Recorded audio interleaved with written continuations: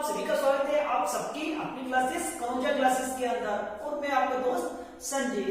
दोस्तों मैं जानता हूं मेरा वीडियो काफी लंबे समय के बाद आप तक पहुंच पा रहा है।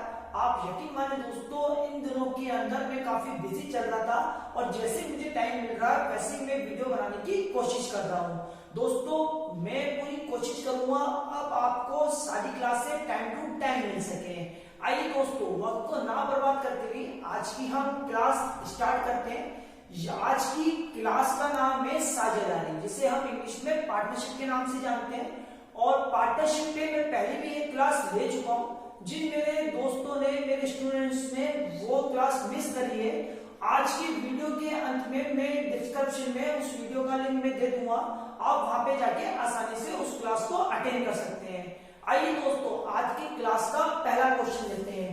दोस्तों क्या बोल रहा है पहला क्वेश्चन, ए बी सी नाम के 3 व्यक्ति हैं और मिलकर वह व्यापार चालू करते हैं। उनके द्वारा लगाई गई पूंजी इस प्रकार है, 40,000 रुपए, 60,000 रुपए और 80,000 रुपए। और वर्ष के अंत में उनको लाभ कितने का होता है, 3 लाख रुपए का। परंतु सी केवल पैसा लगाता है, व्यापार में काम नहीं करता है। क्यों नहीं करता है? क्योंकि कुछ लोग ऐसे होते हैं जिनके पास पैसा है लेकिन वक्त नहीं है, वो व्यापार के अंदर पूंजी लगा सकते हैं, ठीक है, और वो अपना समय नहीं दे पाते हैं। तो इस प्रकार के व्यक्ति को बोलते हैं सक्रिय साझेदार। आइए दोस्तों आगे सवाल क्या बोल रहा है ये, इस कारण लाभ का 10% जो भी वर्ष के अंदर लाभ होगा तो उसमें क्या होगा, ए और बी को उनके पूंजी के अनुपात में बांट दिया जाएगा और जो शेष पूंजी बचेगी वो तीनों के अंदर बटेगी। दोस्तों उम्मीद कर रहा हूं क्वेश्चन आपको समझ में आ गया होगा। काफी इंपॉर्टेंट क्वेश्चन है और इस प्रकार के क्वेश्चन कई बार पूछे भी जा चुके हैं। आइए दोस्तों अब इस प्रकार के सवाल को सॉल्व करें। दोस्तों जिन मेरे स्टूडेंट्स ने साझेदारी की फर्स्ट क्लास अटेंड करी है उन्हें पता होगा ये कौन सा टाइप है। दोस्तों ये पढ़ाने जा रहा हूं मैं आज की क्लास में चौथा टाइप, जिसे हम बोलते हैं सक्रिय साझेदारी। इसके अंदर होता क्या है दोस्तों कि एक व्यक्ति ऐसा जिसके पास पैसा तो बहुत है लेकिन वक्त नहीं है, वो व्यापार के अंदर अपना पैसा दे सकता है लेकिन वक्त नहीं देगा। तो ऐसी स्थिति के अंदर तय किया जाता है जो व्यक्ति पैसा दे रहा है ना उसको कुछ एक्स्ट्रा मिले, कुछ अधिक मिले, और जो किसका अधिक मिले, जो तीसरे व्यक्ति का, यानी कि जो भी आपका प्रॉफिट हो रहा है लाभ के अंदर उसका 10%, 20% जो भी इन लोगों के बीच में तय होगा वो दिया जाएगा। आइए दोस्तों अब सवाल को सॉल्व करते हैं। अब यहाँ पे कौन कौन से व्यक्ति है, ए बी और सी, ठीक है दोस्तों। अब ए के द्वारा पूंजी कितनी लगाई जा रही है, 40,000 रुपए। बी के द्वारा कितनी लगाई जा रही है दोस्तों, 60,000 रुपए। और सी के द्वारा कितनी लगाई जा रही है, 80,000 रुपए। अब जल्दी से दोस्तों मुझे इसका अनुपात निकाल के बता दीजिए। जिन मेरे स्टूडेंट्स ने, मेरे दोस्तों ने, मेरे भाइयों ने ये फर्स्ट क्लास ली है वो आसानी से उसको कर देंगे और उम्मीद करता हूं आप लोग भी कर देंगे। आइए दोस्तों अब इसका अनुपात निकालें। हम ये 8,000 है, इसको हम 80,000 कर देते हैं। अब अनुपात निकालने के लिए मैं क्या करूं, 4 जीरो से मैं 4 जीरो काट दूं, 4 6 8। अब इसका अनुपात निकालना है मेरे को, तो ये 2 से 2 गुना 4, 3 गुना 6, 4 दूनी 8, ठीक है। तो टोटल कितना आया मेरा अनुपातों का योग,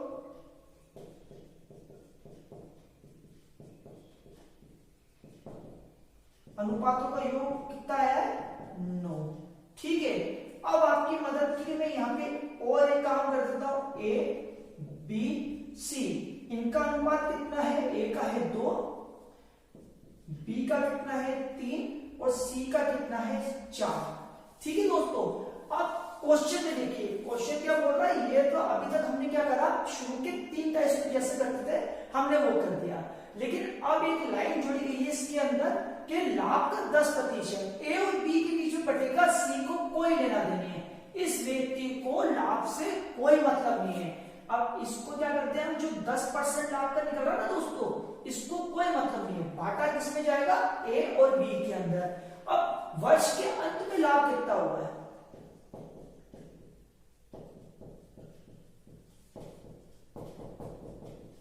कितना लाभ हुआ दोस्तों, 3 लाख रुपए का, ठीक है। अब 10% निकालना है और मैं उम्मीद करता हूं मेरी एक एक छात्रों को ये पता होगा कि 10% कैसे निकलता है। तो 10% कितना निकल गया मेरा, 1 2 3 4, कितना है मेरा 2 और 5, यानी कि 2 और 30,000 रुपए। अब मेरा कितना, 3 लाख में से मैं यहाँ पे 30,000 कटा दूं तो 2,70,000 रुपए। ठीक है, 2,70,000 रुपए किसमें बटेगा, तीनों के अंदर बटेगा।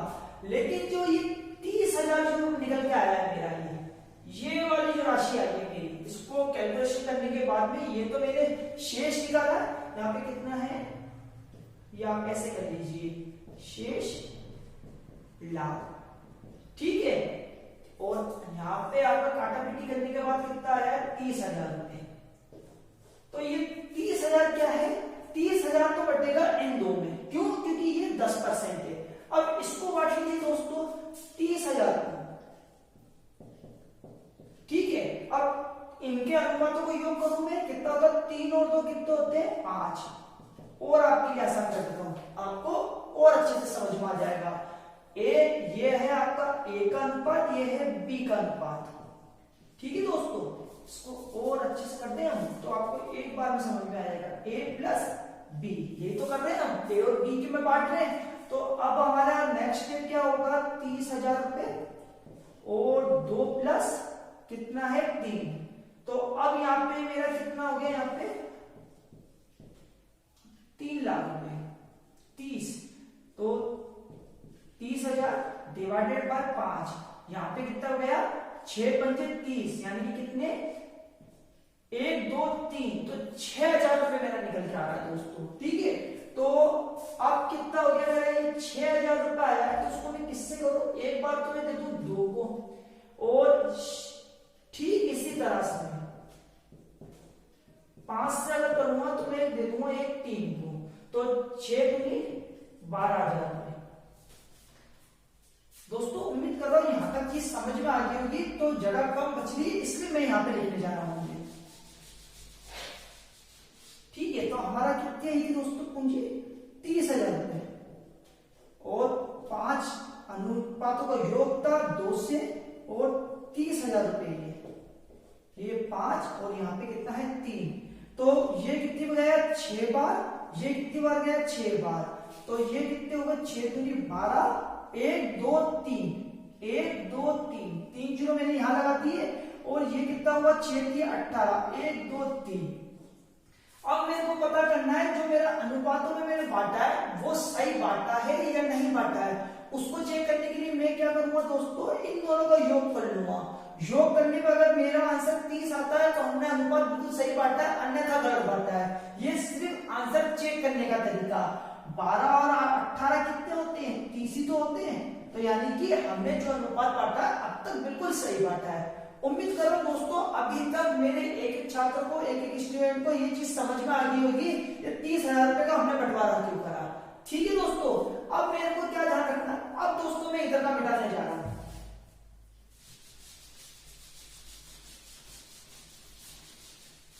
ठीक है, अब मेरे को क्या चाहिए दोस्तों, ये रहा मेरा कितना, ये ए, ये मेरा बी। ए का कितना आया 12,000 रुपए, बी का कितना आया 18,000 रुपए। अब दोस्तों बात करें हम शेष लाभ की। अब शेष लाभ जो बचेगा तीनों में बटेगा ना। अब यहाँ पे क्या है हमारा शेष लाभ। अब ये बटेगा 3 जनों में, ए बी और सी में। वो बटा सिर्फ 2 जनों में, जो हमारे क्वेश्चन की लाइन जो ये बोल रही थी, जो 10% 2 में बटा था। अब ये बटेगा 3 जनों का। 3 जनों में कैसे बटेगा दोस्तों, हमारा शेष लाभ अगर मैं 3 लाख में से 3 नहीं, वो 3 लाख है, 2 3 5 माइनस करें 30,000 रुपए, तो यहां पे कितना आएगा 2,70,000 रुपए। अब इस 2,70,000 रुपए को इन तीनों में बांटना है। ठीक है, और अब इनका अनुपातों को योग कर रहे हैं, तो ए का अनुपात कितना आता है 2, बी का अनुपात कितना आता हमारा 6, तो यहाँ पर आएगा 3, और यहाँ पे कितना निकल के आया था हमारा, ये आएगा हमारा 4। ठीक है, क्योंकि यहाँ पे 4 8 4 6 8, ठीक है, हाँ यही था। अब इनका हम योग कर लेंगे तो कितना आएगा 9। यहाँ पे रखूंगा 9, 9 से मैं बांटूंगा यहाँ पे 2 का। ठीक है, 2 से अगर करूं तो 7 या कितने होते हैं, 9 तो 9 18, 9 या 27, 3 बार 1 2 3 4, 4 जीरो आ गया, 2 2 और ये 4, यानी कि 30,000 रुपए। अब 30 को इससे मैं अगर इंटू कर लूं मैं, तो ये किसका लाभ निकाल रहे हैं हम, ए का। ठीक है, तो 30 गुना कितना हो गया, ये हुआ मेरा 60,000 रुपए। और 60,000 रुपए में मेरे को कितने और जोड़ने, मेरे को जोड़ने यहाँ पे प्लस 12,000 रुपए और जोड़ने। तो टोटल कितने हो गए मेरे इसका, 1 2 3 72,000 रुपए हो गए ए का हिस्सा लाभ में। इसी प्रकार आप बी का हिस्सा निकाल दीजिए। बी का हिस्सा अगर मैं यहाँ पे 30 कर दूं, ठीक है ना, तो आपकी आसानी के लिए मैं कितना कर दूं, 27 1 2 3, यहाँ पे 9 इंटू कितना हो गया मेरा 3, 9 दिया 27, तो 3 दिए कितना होता है दोस्तों 9, और कितने 2 4 0, 2 और 3 और 4 प्लस है। ठीक है दोस्तों, 3 दिया 9, 2 और 4। ठीक है दोस्तों, इसको प्लस करिए। और बी का लाभ कितना आया था, 18,000 रुपए। अब इसको जोड़ दीजिए दोस्तों। अब अगर मैं यहाँ पे 90 में 18 जोड़ दूं तो 8 और 1 10, यानी कि 1,08,000 रुपए। ये किसका हिस्सा है दोस्तों, बी का हिस्सा। और सी का हिस्सा इसी तरह से अगर मैं निकालता हूं, तो अब मैं यहाँ पे 3 गया और यहाँ पे 4 था मेरा, यहाँ पे सी कर लीजिए आप, 2,70,000 रुपए। यहाँ पे 4 डिवाइडेड बाय 9, ये जाएगा आपका 3 बार, बच गए आपके 30, तो 4 दिया 12। लिखिए यहाँ पे 4 दिया 12, तो 12 है, तो 2 4 2 और ये 4, यानी कि 1,20,000 रुपए। ठीक है दोस्तों, हमसे क्या पूछा गया था कि ए बी सी तीनों का हिस्सा ज्ञात कीजिए। तो हमने क्या करा, ए का टोटल कितना आ रहा है, ये रहा हमारा ए का हिस्सा, ये हमारा बी का हिस्सा और ये हमारा सी का हिस्सा। दोस्तों आपसे सवाल पेपर के अंदर आपसे सिर्फ तीनों में से किसी एक का हिस्सा पूछा जाएगा, लेकिन मैंने यहाँ पे आपको तीनों को ही सॉल्व करने का तरीका बता दिया है।